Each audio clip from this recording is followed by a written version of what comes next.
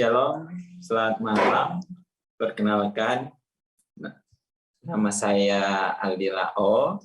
Saat ini saya sedang melayani di Papua sebagai tenaga pengajar dan tenaga kesehatan. Berhubungan latar belakang saya adalah seorang perawat.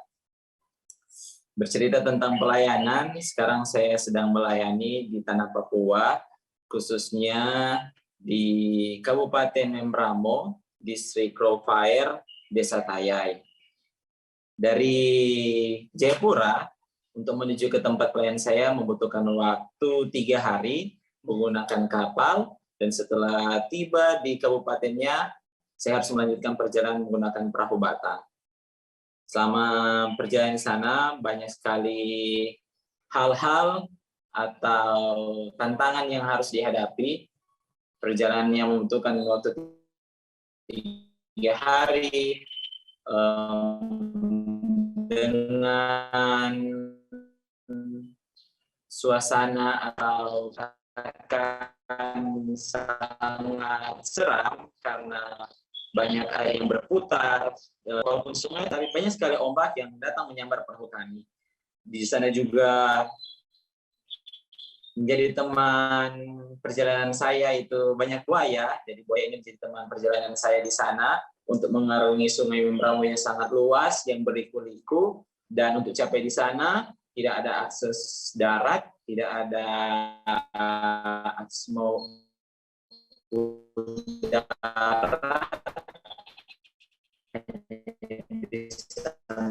menggunakan perahu. Jadi untuk sampai ke desa atau ke tempat pelayanan saya harus butuh 3 hari, karena di sana itu tidak ada listrik, tidak ada alat komunikasi, baik telepon, tidak ada air bersih. Ketika hujan tidak turun, saya harus menggunakan air sungai. Air sungai itu sangat berlumpur, hitam, dan ketika hujan tidak turun, itulah yang saya gunakan setiap hari. Tapi ketika saya berdoa, Tuhan, tolong kasih turun hujan. Ketika saya berdoa, mujizat Tuhan terjadi nyata dalam kehidupan pelayan saya. Tuhan berikan hujan itu tepat pada waktunya. Dan itu menjadi kekuatan saya selama berada di sana. Banyak hal yang kami lakukan di sana. Salah satunya adalah dalam hal pendidikan. Di sana, ketika sampai di sana, saya melihat banyak sekali anak-anak yang tidak mendapatkan pendidikan, bahkan tidak ada fasilitas pendidikan di sana. Banyak anak-anak yang tidak bersekolah, dan banyak juga yang saya dapati orang-orang yang sakit. Jadi tidak ada sarana pendidikan, kesehatan, dan ketika saya melihat di situ keadaan mereka, hidup mereka, saya dalam hati merasa sedih, merasa kasihan bagaimana keadaan hidup mereka bertolak belakang dengan kehidupan saya. Dan waktu itu saya berdoa, Tuhan tolong bantu saya untuk bisa jadi berkat buat mereka, dan tolong mampukan saya untuk bisa bertahan, untuk bisa bantu mereka. Dan di sana banyak hal yang kami lakukan. Saya mengajar mereka, dari mereka yang tidak tahu huruf, tidak tahu baca, tidak tahu hitung. Saya mengajar di sana. Ada beberapa orang yang Tuhan izinkan kirim untuk bantu saya. Ada beberapa orang yang sudah tahu bahasa Indonesia sedikit-sedikit.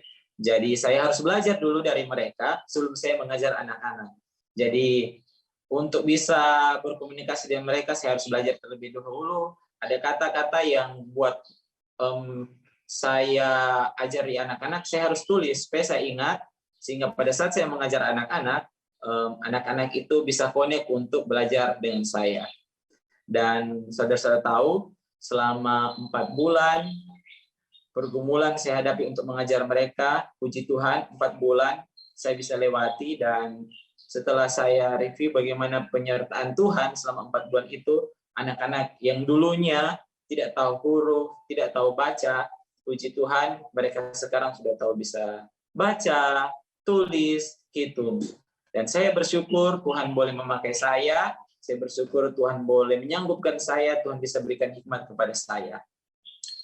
Di samping itu juga, bukan hanya dalam pendidikan yang kami atau yang saya bantu atau yang kami tolong, dalam segi juga kesehatan, karena saya latar belakang adalah seorang perawat, dan di sana sebelum saya datang di sana, saya sempat cerita-cerita dengan masyarakat di sana bagaimana mereka mendapat kesehatan. Ternyata di sana tidak ada fasilitas kesehatan, tidak ada perawat atau tim medis di sana, dan ketika mereka sakit, mereka lakukan yaitu mereka bakar.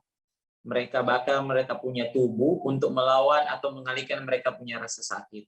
Dan puji Tuhan, mereka sangat bersyukur ketika saya berada di sana. Dulunya mereka tidak bisa mendapatkan pengobatan, tapi melalui kehadiran di sana, mereka sangat bersyukur, dan saya bisa menjadi berkat untuk bantu, untuk tolong mereka di sana. Dan ada banyak penyakit yang saya temui yang bisa dikatakan mengancam jiwa mereka, karena di sana itu banyak sekali nyamuk, jadi banyak sekali yang sakit malaria. Dan kalau malaria kalau tidak bisa ditolong akhirnya bisa meninggal. Tapi puji Tuhan, melalui obat yang saya bawa, melalui alat-alat kesehatan yang seadanya, yang saya miliki, saya bisa bantu, dan dengan apa yang saya tahu, apa yang saya miliki, saya bisa bagikan kepada mereka, dan saya percaya ketika saya melakukan dengan segenap hati, sepenuh hati, saya percaya tangan Tuhan juga akan menolong saya dengan menyembuhkan mereka. Jadi banyak yang sembuh dengan pengobatan yang saya berikan, itu tidak lepas dari campur tangan Tuhan. Bahkan ketika ada orang yang sembuh, mereka cerita-cerita ke mereka punya kerabat yang lain, banyak dari daerah-daerah atau kampung-kampung yang lain datang untuk periksa kesehatan mereka kepada kami atau kepada saya.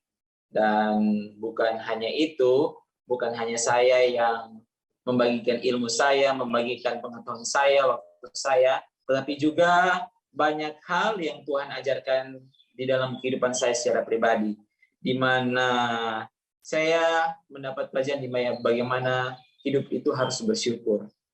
Hidup harus bersyukur dengan apa yang mereka miliki, mereka itu selalu bersyukur kepada Tuhan.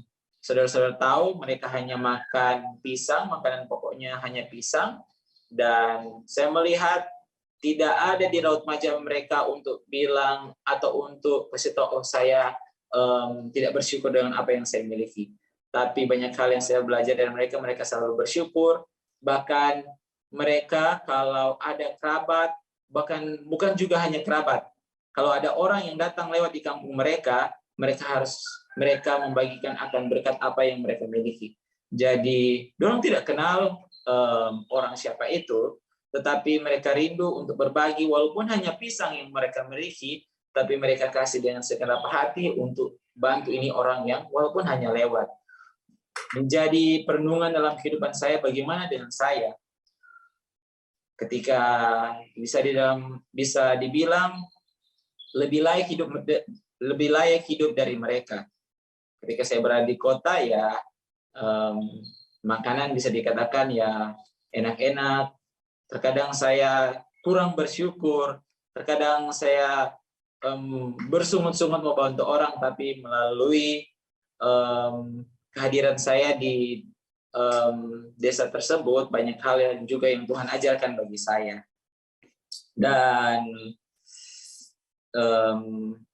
di sana juga kami membuat sekolah, dan di sekolah juga itu kami mengajarkan anak-anak bagaimana untuk saling membantu, saling menolong, untuk mengutamakan Tuhan dalam kehidupan mereka. Karena sebelum kami mulai kelas, kami ajarkan kepada mereka harus utamakan Tuhan dalam hidup. Boleh menguatkan kita, memotivasi kita untuk semangat terus dalam membagi untuk selalu jadi berkat. Kesaksian saya sampai di sini. Ada satu ayat yang saya rindu bagikan, terdapat dalam Yesaya 43:2. Di sini dikatakan, apabila engkau menyeberangi melalui air, aku akan menyertai engkau, atau melalui sungai-sungai, engkau tidak akan dihanyutkan. Apabila engkau melalui api, engkau tidak akan dihanguskan, dan nyala api tidak akan membakar engkau. Semoga melalui kesaksian ini bisa menjadi berkat buat kita. Terima kasih, Tuhan berkati.